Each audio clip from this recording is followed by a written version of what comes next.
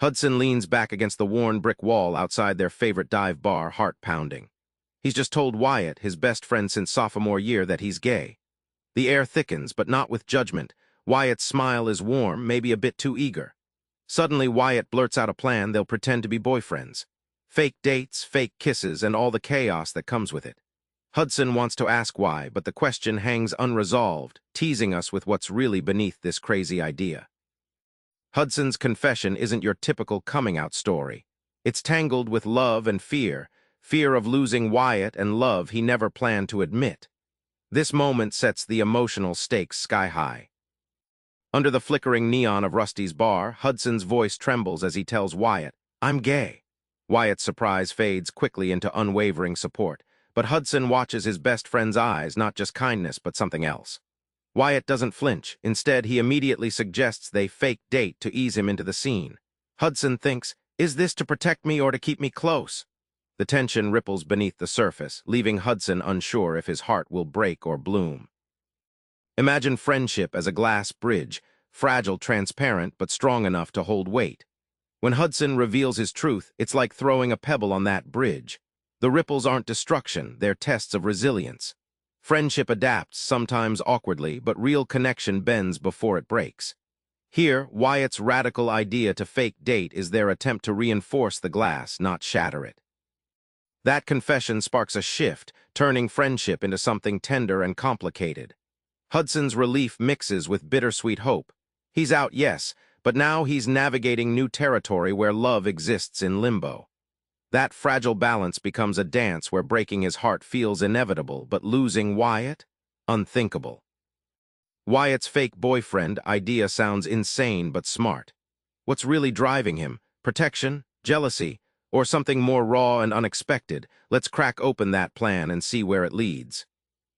The tiny coffee shop on Fifth Avenue becomes a mission control room.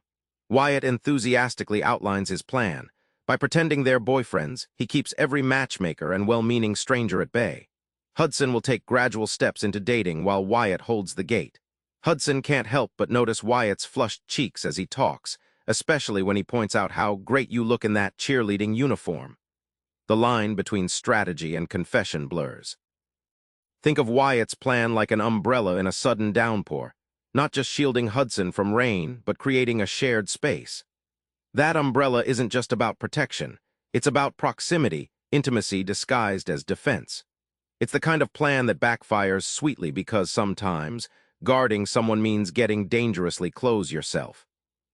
The fake dating ploy transforms their friendship landscape.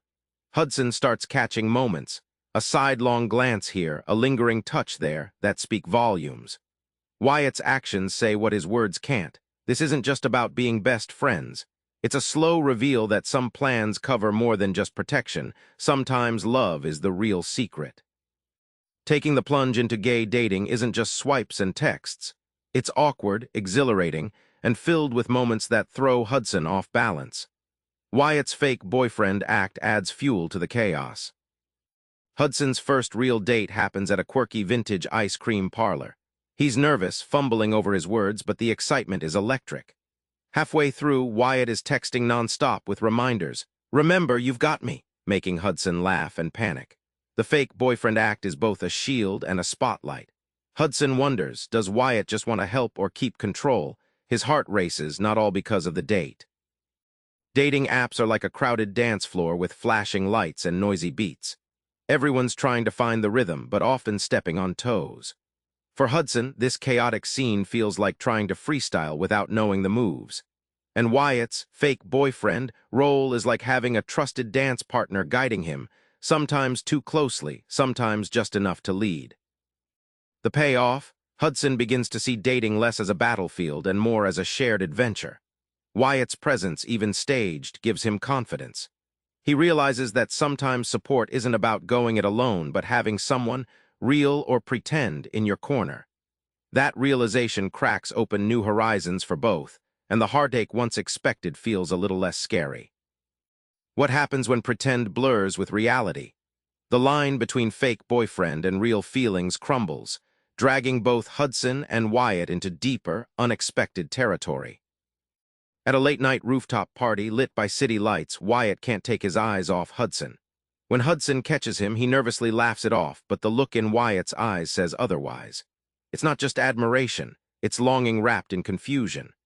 Hudson pictures that moment again and again, wondering if Wyatt's jealous or simply in love or maybe both. That rooftop becomes a silent confession neither is ready to voice. Love's subtle reveals are like shadows stretching at sunset, gradual and hard to ignore, yet easy to dismiss.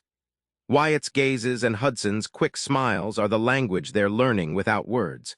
It's a dance of vulnerability disguised as casual friendship, showing us how the heart whispers before it shouts. The surprise, both learn that pretending can crack open honesty in ways raw truth sometimes can't. Hudson finds courage not just to live authentically, but to hope. Hope that love doesn't have to come with heartbreak. In that quiet space, friendship deepens into something limitless. Hudson knows he risks heartbreak by unveiling his true feelings. But what if that pain is the price of an all-in love? This final section digs deeper into what worth it really means. In the winter chill of a late December afternoon, Hudson sits on the bleachers watching Wyatt cheer. The crisp air bites, but Hudson's eyes don't see the chill. They track Wyatt's every move, the way his uniform hugs his frame, the grin lighting his face. He knows the truth. He loves Wyatt more than a best friend should. It's terrifying but feels right, even if it means a broken heart is on the horizon. Think of heartbreak like a storm you choose to weather, not a disaster you avoid. The fake boyfriend packed moves from a playful ruse to real stakes. Feelings are no longer theoretical. Taking emotional risks isn't reckless. It's the leap that transforms friendship into love. Hudson and Wyatt's story reminds us that vulnerability opens doors to growth and connection. In the end, what's most striking is the realization that friendship is the safest place to fall, even if you fall hard. The foundation they've built gives them the courage to risk heartbreak, because the possibility of losing Wyatt as a best friend would hurt far worse than any romantic pain. It's the ultimate call. Some loves are truly limitless. Remember Hudson against that neon-lit brick wall, pulse racing, words spilling out. His story shows us that coming out isn't just about revealing who you are, it's about embracing the messy, complicated love that comes with it. Wyatt's wild plan, a bold act of care and desire, blurring lines between protection and passion. So here's your takeaway. Dare to test the fragile bridges in your life. Say the hard truths. Take the risks, because even if your heart shatters, the real loss is never trying. Grab a friend, start a brave conversation tonight. You might just find your own limitless love. Subscribe for more book summaries like this one.